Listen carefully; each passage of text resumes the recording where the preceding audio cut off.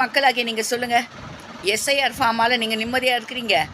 ஏங்க அவங்களுக்கு 1008 வேலை இருக்குங்க. வேலைக்கு போனால் தான் நமக்கு சாப்பாடு, நம்ம பிள்ளைங்கள படிக்க வைக்க முடியும். தினக்கூலிக்கு போகிறாங்க, வாரக்கூலிக்கு போகிறாங்க, மாத சம்பளத்துக்கு போகிறாங்க. அதெல்லாம் விட்டுட்டு இந்த எஸ்ஐஆர் ஃபார்ம் வாங்கி அதை ஃபில் பண்ணி இங்கே போ அங்கே போ, பிஎல்ஓட ஆஃபீஸை போய் பாருங்கள். 2002 உங்கள் அப்பாவுடைய ஓட்டு ஐடியை எடுங்க, அதனுடைய கோட் நம்பரை ஃபில் பண்ணுங்கள். எவ்வளோ கஷ்டம், எவ்வளோ ரிஸ்க்கு.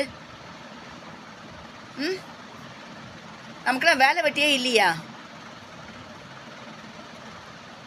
இதெல்லாம் ஒரு மாதத்தில் முடிக்க வேண்டிய விஷயமா? வேலை வெட்டிலாம் விட்டு இதை பின்னாடியே சுற்றி நின்றா எப்படிங்க? தினக்கூலிக்கு போகிறவங்களாம் எப்படிங்க இதை சமாளிப்பாங்க சொல்லுங்கள்? ஓரளவுக்கு படித்த நம்மனாலேயே அந்த ஃபார்மை பார்த்தா தலை சுற்றுது. மற்றவங்களாம் என்ன பண்ணுவாங்க பாருங்கள், அந்த வயசானவங்களாம் என்ன பண்ணுவாங்க பாவங்க. ரொம்ப கஷ்டம், ரொம்ப தமிழ்நாட்டு மக்கள் ரொம்ப கஷ்டப்படுறாங்க, அலைக்கழிக்கிறாங்க. ஒரு முறை ஃபார்ம் எடுத்துகிட்டு வராங்க, சப்போஸ் அந்த வீட்டில் ஆள் இல்லைன்னா அவ்வளோதான், அந்த திரும்ப அந்த ஃபார்மை கொடுக்கவே மாட்டேன்றாங்க.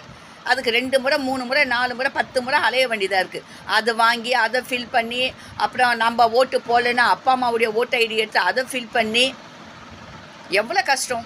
அந்த ஓட்டு ஐடி இருக்கா இல்லையா, இல்லை ஒரு வேளை அப்பா அம்மா இறந்துட்டாங்க, அந்த ஓட்டு ஐடி இருக்கா இல்லையா, எங்கே போய் தேடுறது, அதெல்லாம் எவ்வளோ கஷ்டம். அப்படி எதுவுமே நம்ம ஃபில் பண்ணல, தப்பாக ஃபில் பண்ணி கொடுத்துட்டோம்னா ஓட்டு ஐடி நம்ம பேரே இருக்காது, நம்ம இறந்துட்டோம். உயிரோடு இருந்தோம், இறந்ததற்கான சமம். ரொம்ப தலைவலியாக இருக்குது. 2025 ஆரம்பத்தில் ஜான்வரியிலே கொண்டு வந்திருந்தால் பொறுமையாக பண்ணியிருக்கலாம். இப்போ கடைசி நேரத்தில் கொண்டு வந்து மக்களை ரொம்ப அலைக்கழிக்கிறாங்க, ரொம்ப கஷ்டப்படுறாங்க. நான் வெளியில் பார்க்கும்போது ரொம்ப கஷ்டமாக இருக்குங்க இந்த எஸ்ஐஆர் ஃபார்மால்.